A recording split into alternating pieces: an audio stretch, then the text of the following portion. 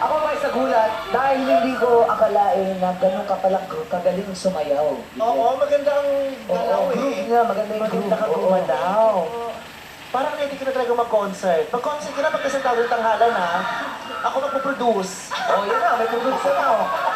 O magkikesa ako sa concert mo. Oo, ayan o. Si Al Curtis ang magpo-front act. Pero mas mahaba siya. Siya titili bago ikaw. Oo.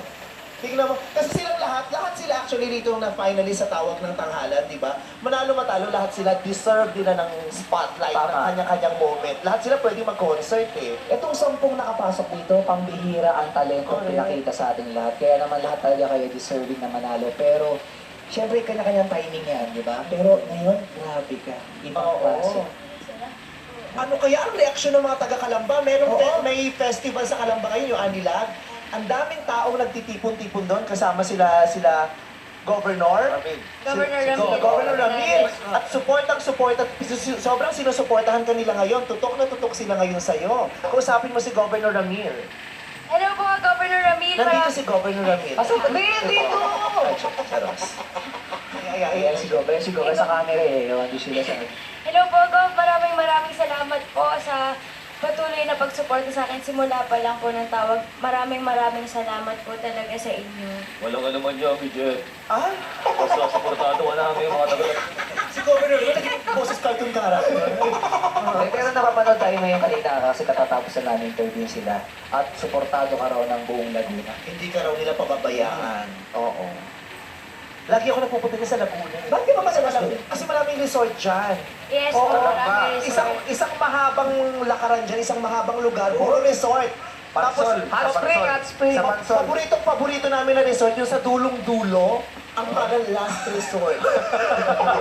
Sobrang dami. Ang dami talagang resort. Sa dulong-dulong dead end, ang pangalan, last resort. Eh, yung unang resort, ano pangalan? Ano? Ano unang pangalan? First resort. Ang gulo mo eh. Hindi, ang sarap talaga sa Laguna. Ay, hot spring kasi. Nakakatuwa dyan, yung mahinto lang yung jeep nyo, may sasakay na mama. Diba? Private pool, sir. Private pool. Kaya alam mo. Sir, dito na kayo, private pool, may ihawan na. Anong ihawan sa ulo nung magiginataan ako? Ikaw ba mahilig ka na mag-swimming? Medyo po. Saan ka doon? Sa first o Medyo sa takot last? din po ako sa tubig. Ano na? Medyo takot po ako sa tubig. Kaya pala may amoy kami. Oy, hindi naman gano'n. Ang ganda-ganda Hindi na ng siya bata. mag-swimming. Tumakbo yung Nabuhok out bata. tuloy si Egypt. Bakit takot ka mag-swimming? Hindi po. Kasi po. Nakakaabala yung gown mo kasi. Ayun. Naligo ka pa ngayon! Ano, ulit. Um, Uy, ano ba yun? Kasi yung damit nung ginano ko may Balik ka buhok. Sorry. Takot ka mag-swimming? hindi po. Ano? Bakit nalunod ka na ba? Kaya ka natatakot? Nalunod ka na o nakainom ka ng tubig kanal? Ba't naman siya maliligo? Bakit ka medyo takot sa tubig? Minsan lang. Saan ka maligo? Ano yung pagdating mo lang yan? Ay, minsan nga lang doon siya maligo sa... Bakit? Baka yung mga singers kasi may ganyan silang mga bertuda. Oo, Baka nakakain makasama yung mga lalamunan ko. Minsan kasi yung aga ng call time, ang lamig na ba? Ba't ka naman umaamin si Inje? Minsan na maaga call time, wala na siyang chance maligo. Nakakaloka ka bata.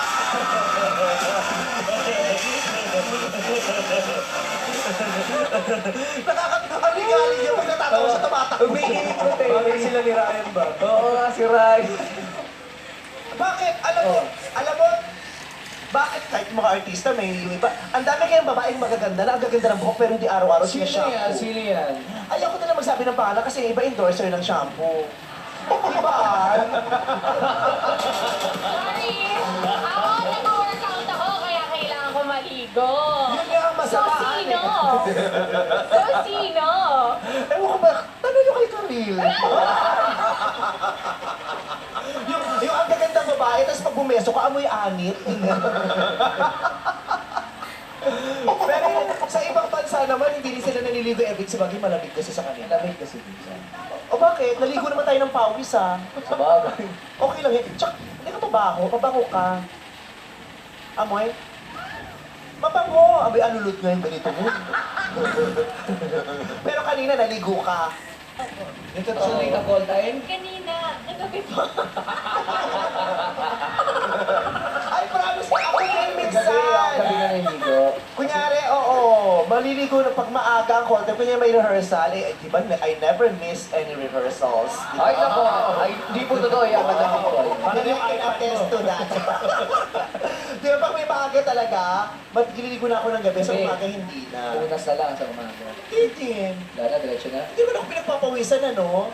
Kasi iniiwan mo na lang naman yun, pwede na paliguan nyo. And then, tsaka, ayoko masyadong maligo kasi natatanggal yung amoy ng halik.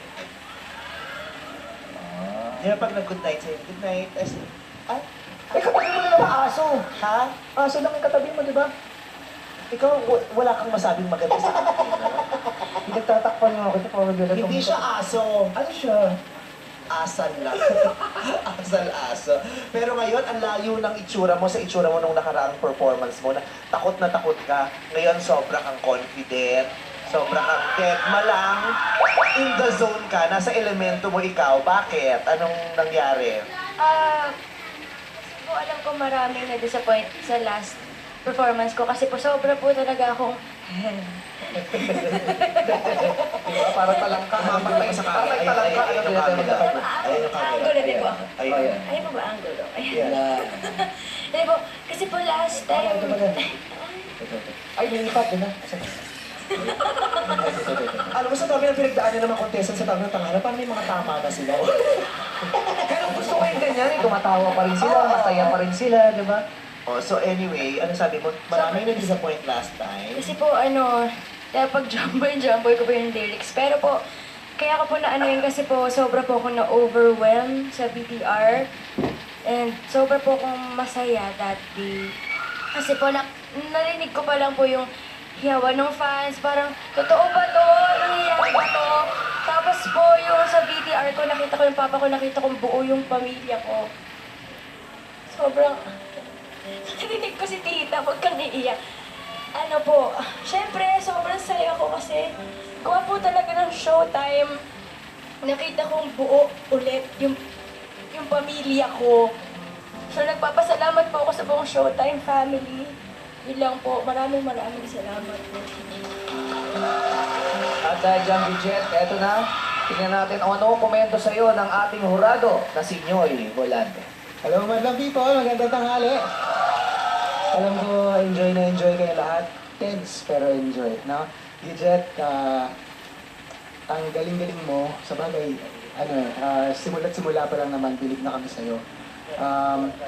Pero, ito, yung tawag ng tanghalan, ano yan eh, laban yan eh, gera yan eh. And pumunta ka dito sa gera na to, na kompleto yung ammunition mo, yung sandata mo. Pinakita mo na magaling kang mag-runs, umirit, pinakita mo yung grace under pressure, yung makapal at saka manipis na kalidad ng boses mo, pinakita mo rin. Talaga pinakita mo lahat ng kaya mong gawin. And I'm sure lahat sila bumilib sa'yo. And nakakaano lang kasi ang hirap-hirap ng araw na ito kasi mabibilis yung kanta, baga upbeat songs. And kapag ganun yung nabigay sa'yo na category, nandyan ay hingal, nandyan yung mataas yung adrenaline mo, kaya may tendency talaga na ma-compromise mo yung linis ng performance mo. And for very minimal, merong mga very minimal na observation about yung sa linis mo, pero hindi halos mapansin yun dahil, nabilib kami sa ginawa mo. So, congrats. Kabilib-bilib naman talaga. Eto pa, bumilib din kaya siya, katulad ni Noy, si Yeng Constantino. Hello, madlang people! Ayan, magandang hapon po sa mga nanonood sa atin. Una sa lahat po, gusto ko magpasalamat kay Sir Ryan Kebiab dahil po sa kanyang post about sa tawag ng tanghalan. Nakaka-touch po, sir, na ini-encourage niyo po kaming lahat na ma-enjoy lang yung show dahil original format ito. At ang layunin natin ay mag-discover ng Pilipino na may pagmamalaki natin.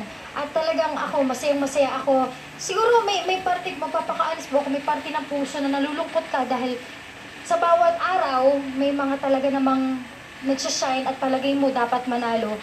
Pero kung hindi yan makuha, hindi lang naman po kayo ang nalulungkot dahil taga-suporta kayo ng mga tao na yun.